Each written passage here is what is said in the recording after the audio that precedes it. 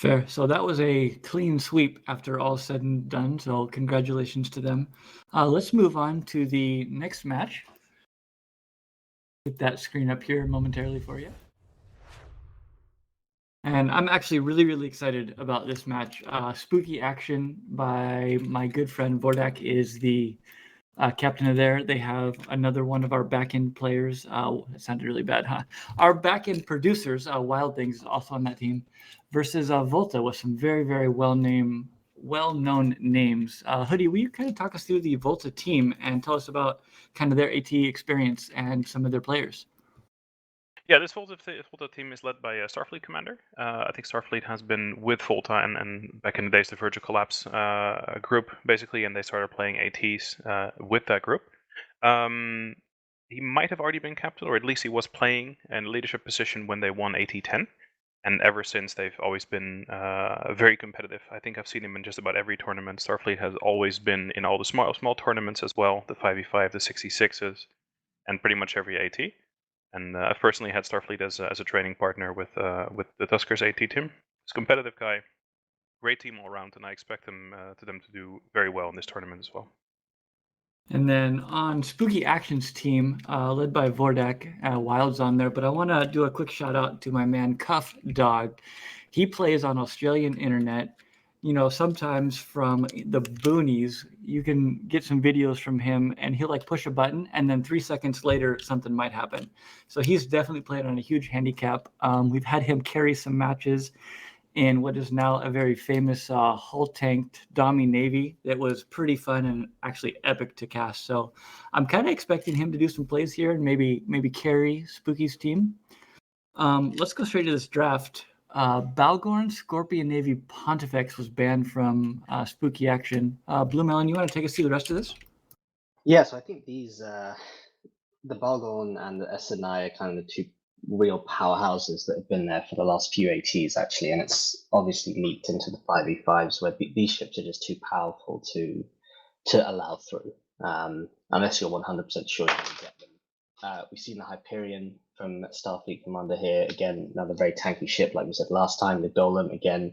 But then what's interesting and what I personally think shows that these teams are really thinking about 5v5s is they've banned out ships that are absolutely unique at lower points. So the Pontifex and the Magus, these are the two armor command destroyers. They offer you a lot of links, a lot of power, for not a huge amount of points, but most importantly, they can't be replaced. There is no alternative to these two ships. Obviously, the shield ones, a Stork, and so on, can be used, but they're not as strong for what these guys are going for. So it looks like Starfleet Commander's team here are going with a very heavy kind of hack T2 resist.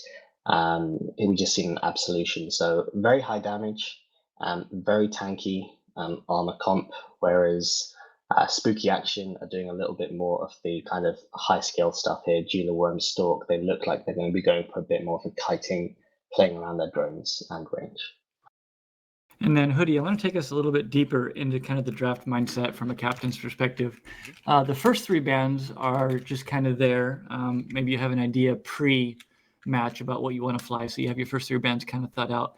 But tell me a little bit more about what happens in our second set of two bands here that are a little later in the draft. Like, are those more offensive, defensive? Like, what are you doing with those second two sets?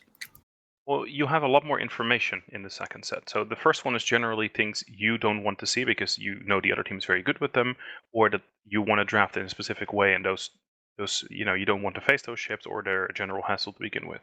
When you have the second set of bands, you pretty much know what your game plan is going to be, and you know most of what the game plan of your opponent is going to be. So those bands are a lot more targeted to the actual situation. So as we see here, Barghest and Rattlesnake are two ships that make a lot of sense. There's already a Stork, a Worm, and a Gila on the opposing team, and those are both ships with either very high DPS or a lot of tank, and they're going to be very hard for your own setup to break through. That's, for example, Volta's bands here.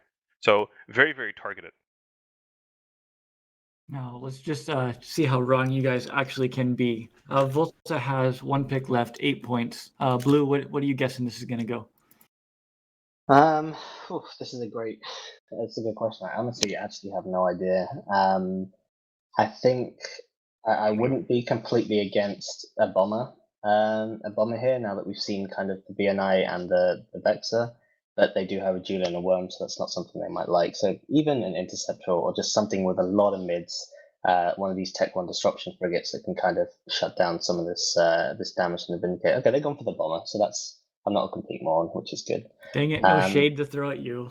Yeah, but what I do want to say is I think what Hoodie was talking about is exactly on right with these last two bans, where I don't think the Vindicator Vexor Navy issue is what the red team wanted to go for. I don't think that Vindicator was their first choice of ship. If you look at the first three ships, they have shield tanks with shield links, and then they've suddenly gone for this very armor/hull tank, whichever one the Vindicator's going to be. And I think they have been very much shoehorned into this by the SNI, the Golem, the Barghest, and then the Rattlesnake ban. There aren't many other ships that can fulfill these roles. So I think this has been very smart from Blue Team. Really, man, Vindicator. Do you just go shield Vindicator here, or do you still keep your tank, go armor, do kind of natural one, and hope that maybe you can get some webs on a Deacon and just pop it? I mean, the Hound kind of has a free-ish game. There's a Worm, but you can kind of try to stay out of drone control range. Hoodie, what do you think the plan is here for this Vindicator? There's multiple things you can do. I guess, and again, it entirely depends on whether they're going to put reps somewhere, but Shield Vindicator would be an option there, although I think it's going to just take an absolute beating. There's an Absolution on the other side. There's a Demos and a Sacrilege. A lot of damage. There's a lot of damage from good selectable damage sources as well. I think Hull is also an option here. You can potentially still break through the V0LTA team with the Hull HP that you have, so they've got ways to go here. And then whenever I think of Starfleet Commander, I think of him in Logi. Logi Frig, this is right up their alley. With being mostly, actually all Tech 2 resist, is that Deacon going to be able to rep enough? Sorry, I should have called somebody out. My bad. I think it's going to have a tough time, but I think it will, mainly because it might not be able to keep the Hound alive if the Worm and Julia can get their drones on that, but the Sacrilege and Deimos both can pop ADCs if they need, which give them that massive boost in resist to tank through a little bit. And the Abso is a naturally exceptionally tanky ship. But at the same time, the Deacon is going to have to be very careful with its positioning, because if it gets in range of Vindicator webs, there's a good chance it just goes plop, and that will spell disaster for the Blue Team. Now, we talked about links quite a bit. There's a Stork on one side versus an Absolution on the other. Is there a difference in kind of link strength between the Stork and the Abso? Can you talk a little bit about that, Hoodie? Yeah, there absolutely is. The more advanced the ship gets, and generally the bigger it is, or the more you pay for it, and more skill points it requires, it will give off better link stats. And I think the Stork obviously also gives bonuses. So you have the Tech 1 battle cruisers that don't come in with the bonus, and then the soon you go up to Tech 2 ship, they start getting bonuses. And the Absolution, first of all, gets a lot more range than the Stork here. And I think it actually gets a tiny bit more strength as well out of its links. Why this Absolution over maybe an Astarte? I would guess that it's damage type. I think their EM, first of all, is great against shield. And I think with the Demos already being on field, and just the Sacrilege doing a different type of damage, the Hound's here as well, of course, but they probably wanted the better anti-shield damage type here. It's got a great tank, probably better than the Astarte, actually. And it fits in nicely together next to the Demos.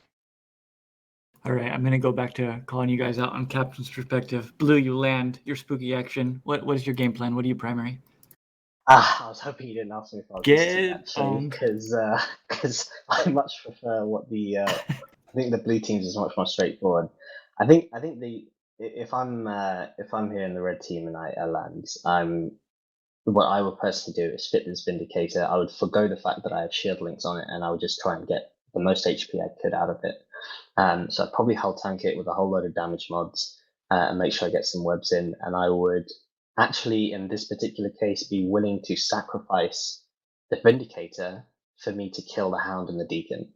If the Vindicator buys me enough time to kill the Hound and the Deacon, there's a very good chance that my Gila and Worm and the VNI drones can kill one of these others ships without being caught, because if I'm the red team, I'm looking at this, I'm saying, not a single one of these ships goes very quickly at all. The Absolution is going to have to choose which links it can run. It's probably not going to run any speed links.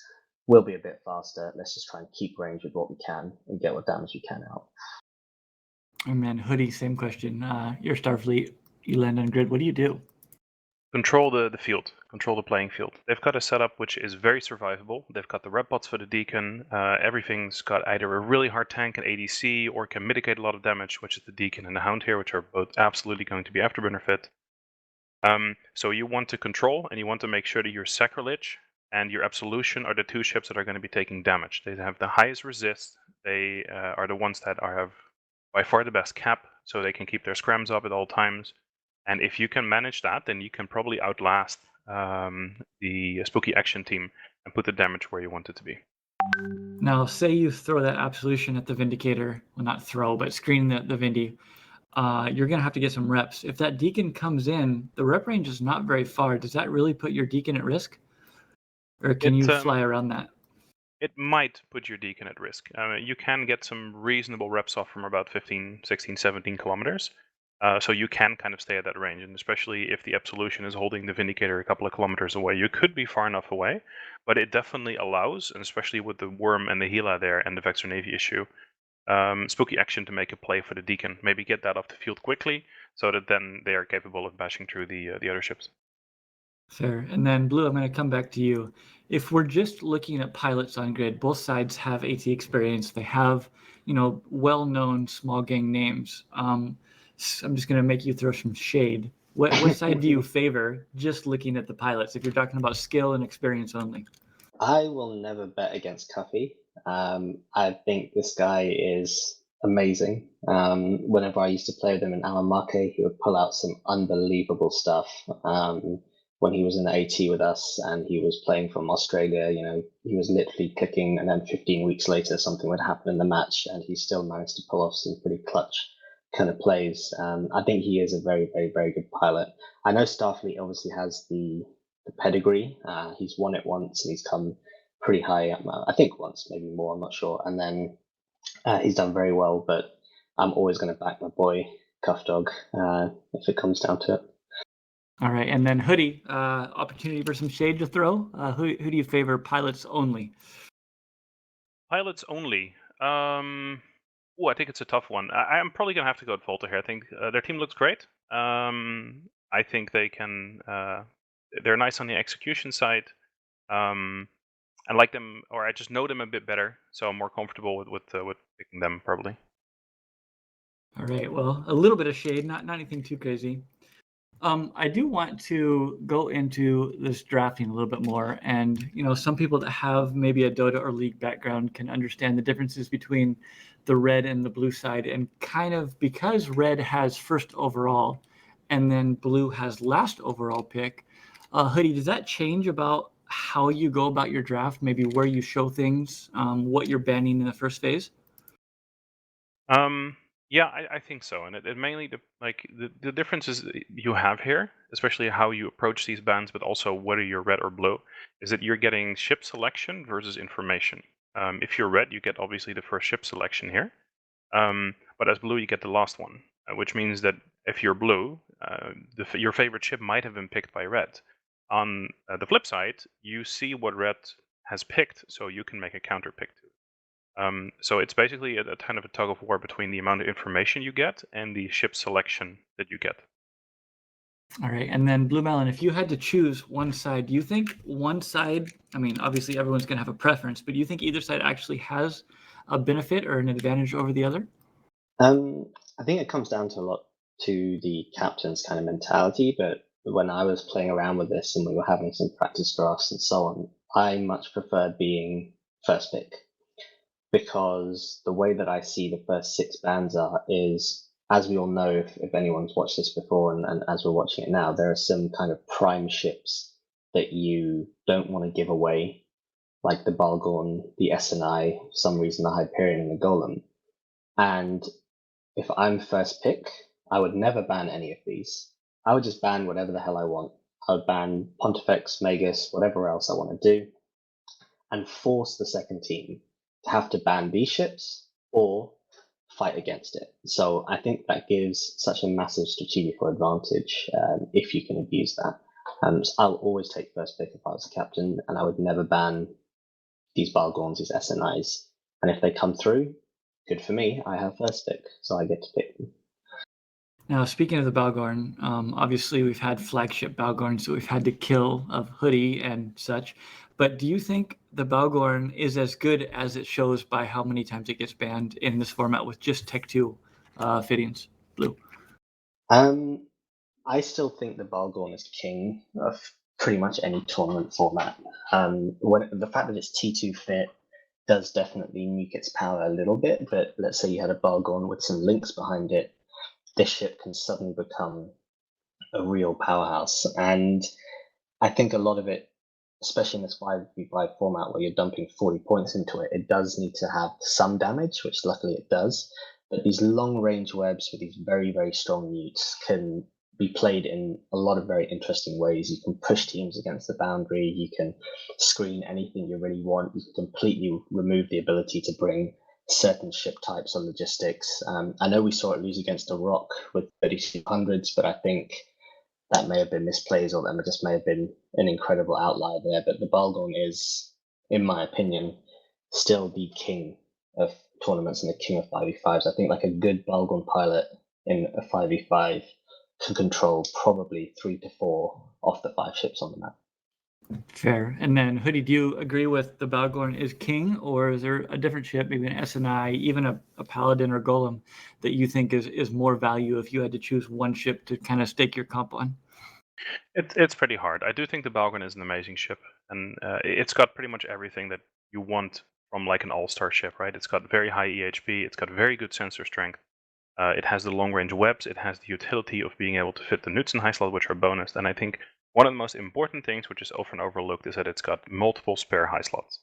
I think if you could have a Megatron or a Megatron Navy issue and it had only 4 turrets and the rest was spare high slots, it would be so much higher up the rankings. It's very much underrated, the amount of extra high slots you get, and therefore I do think it's probably the best ship.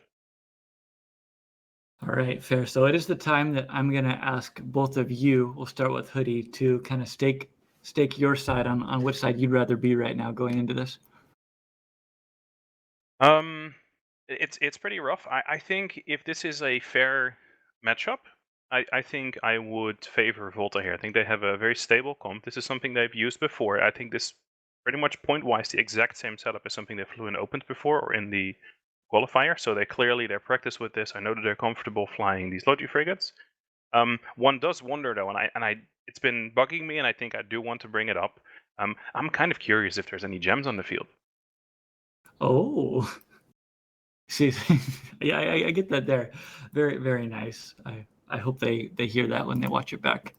Blue Melon, which side you going for, buddy? I'm kind of, now that Hoodie said jams, I'm kind of seeing what he's saying, because the the red team has a lot of mid slots, and they could potentially do something with that. I think it's a double-edged sword here, because if this is something that Starfleet and Volta have brought in opens, then I don't think the red team should be surprised. But at the same time, when it comes to ease of execution, and I think just how I see the match playing out, if everything is like there's no cheese involved and it's all normal, I think Volta have this one. All right. Well, Twitch says it's a dead heat, 12 on 12. So this is going to be actually a good match. And again, I've been looking forward to this one since I saw it when we did the seeding. So this is going to be a great match. I do want to introduce another good friend of ours that's sitting here on the booth with us, Wingnut Cross. How you doing, sir? G'day there, mate. Another. Do you know Cuffy? That's a pretty small country over there, right? Like you guys are good Funny pals. thing, I actually do kind of know him from him Oh, as really? well. I killed him. Oh. I feel way too proud about that. Ignore me. All right, fair. So tell me a little bit about yourself, what you do on TQ, how you found out about us, and if you have any, Eve AT / tournament experience. Well, I'll beat that last question first. And no, I never got in the AT, unfortunately. I was looking to Oof. join, and of course, the drought began. I'm mostly a solo pilot. I generally stream solo on Eve Online, of course. I haven't done that so much nowadays. Just fly solo, small gang, lose a lot of ships, be an absolute idiot, be very loud. Perfect. So tell me a little bit about how you found out about this little 5v5 thing that we've got going on. I will admit, I actually have exactly zero clue how I found you guys. I found you from something, and then I've just never wanted to leave. I've been here for like 2 weeks now. I can't get out. Please send help. That's amazing. Well, you've seen this draft. Who are you sticking your money on? I mean, I love my Vindicators, I really do, but I really think Blue's going to have this. Like, that Vindy's going to find himself either encircled and alone, or just ripped apart. So I think Blue's going to have it. They've got a damn good comp, and they're going to fly it well. You think there's going to be any hidden RR from Spooky, or is this just a straight up fight from them coming in and see what they can kill? Any RR they put in there is going to be lost DPS. I think they're just going to go they're going to go all in. Oof. Well, that's a pretty resounding choice there. So tell me a little bit more about the Aussie internet. I hear, Cuffy, we really can't get him to shut up. I hope he doesn't hear that. He talks and talks and talks. And I think it's just how much he talks is how much the lag is on his game side. But is it a real thing over there? Is it pretty slow? There is definitely a delay when playing Eve. Like, whenever I'm giving it orders, it's about 2 to 3 seconds between me doing it and actually happening. I can't catch things on gate if they're anywhere near insta warp. It's just not possible. There are things you just can't do, but you learn to adapt. Fair enough. Now, how long have you been playing Eve? Oh, 7 years? Maybe 8? Oh, really? I asked you previous kind of your TQ experience, but what alliances are you affiliated with or corps? Okay, well, I'm currently with Parasitic Legion with Naked Oiled Bodybuilders. Oh. Yeah. But can you that, link me a kill of Cuffy, by the way?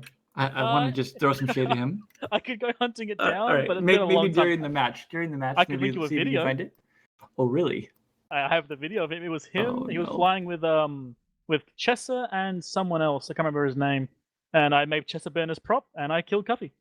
That's okay. So honestly, real talk, I cannot think of two people that like to talk more. So you just get those two in channel, and it's literally the Jaguar's primary. Oh, look at there's a bird. I'm feathering. Oh, this is deflection. Oh, look at me. So it's pretty good. I'm not gonna lie. So if you ever get the chance to just sit in comms with those two while they're playing, you don't even have to undock. You just get entertainment. I mean, hey, I was being entertained when I was verse team, so I would love to be able to be in their comms when that was happening. Well, all right. So I want to put you kind of in Cuppy's position here. What are you going to primary off the bat if you're trying to run at this V0LTA team in a Vindicator? That's going to be hard to pick. I want to pick something with DPS that I can get rid of. So obviously the Hound's going to go. Worm and Keel are going to try and delete that thing. Follow that up with probably the Demos. I mean, it's probably not the best of calls, but the Absol is going to be an utter brick. And obviously the Sack is also an utter brick, and the Demos puts out a lot of DPS. I'd probably just put that down. I just, I'm having a hard time seeing what Spooky actually can do here. I think VOLTA has this is my vote, but it's really it's going to be interesting. At a bunch of hard to kill targets is the problem. Like, everything he looks at is going to be really painful to kill, and it's just going to be a grind. All right, well, I'm actually going to finally shut my face and throw this over to Wingnut and Mizier for our match. Hello, and welcome to match 3 of the first day of the league. I'm Mizier, and with me is Wingnut. So tell me about the war bins, Wingnut. Well, it looks like all these hacks and the command ship have warped in at different ranges. Looks like we see the Abso up in front.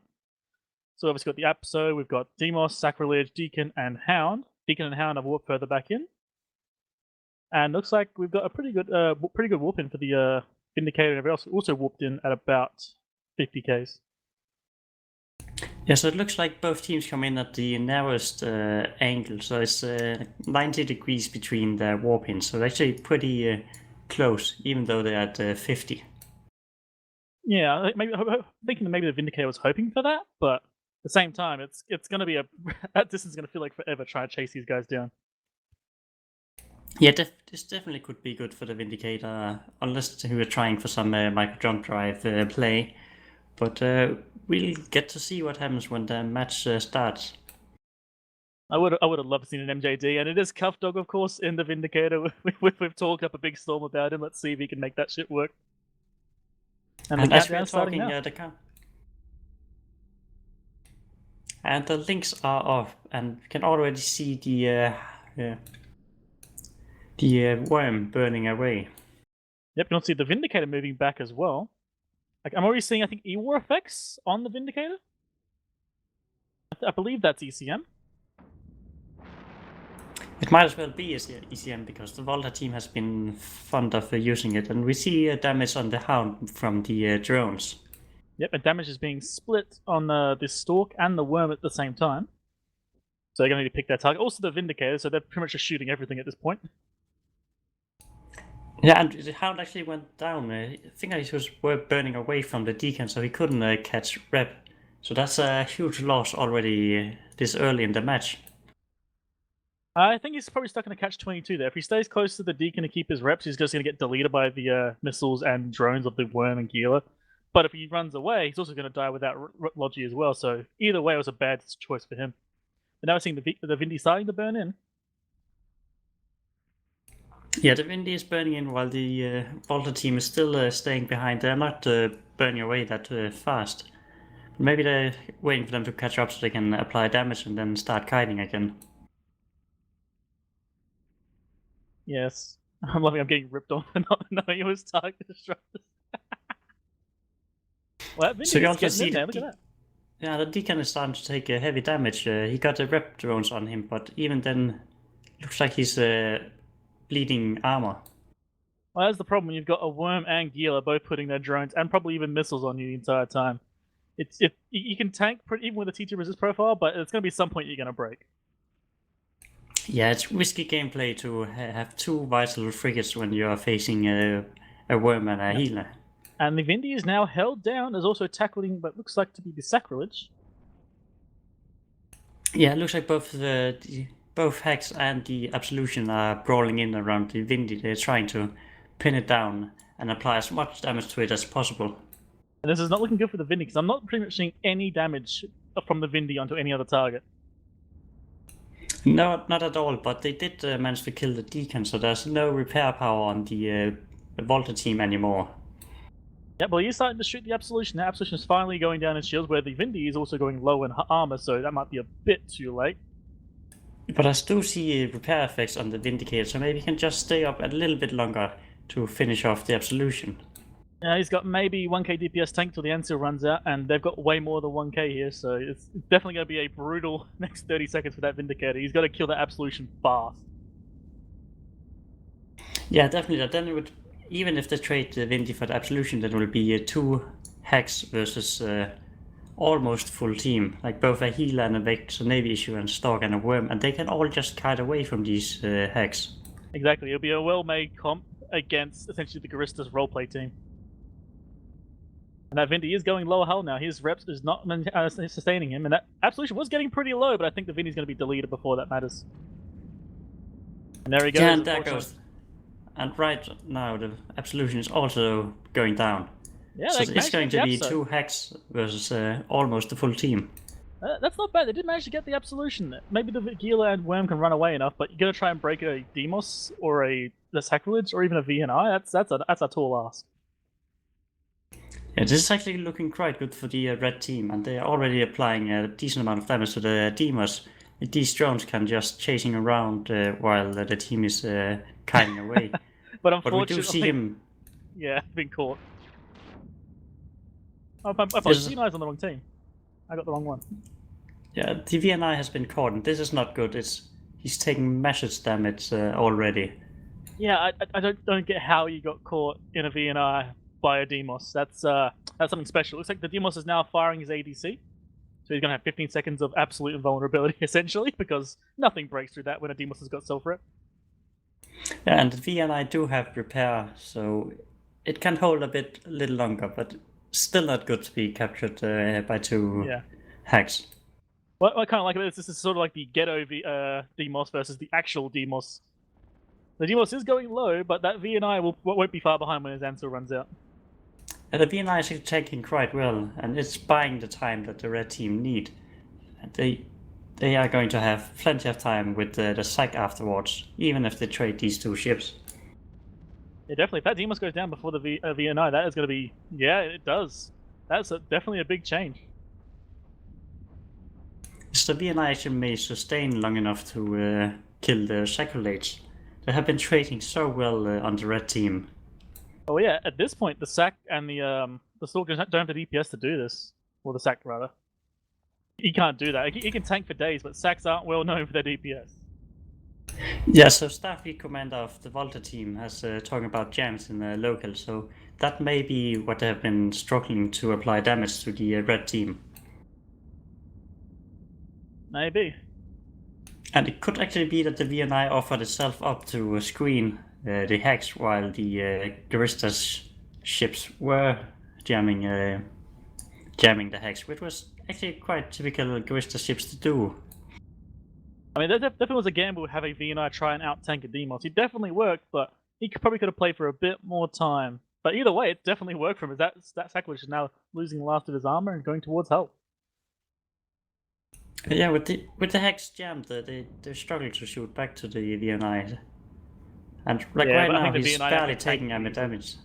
Yeah, I think he could tank like an unloaded Ansel Ripper at this point. Like, the Sackless just don't have the DPS to make this work.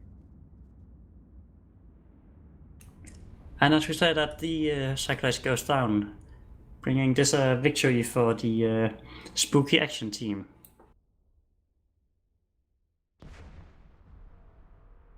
So let's have a quick ad break and we'll send it back to the analyst desk.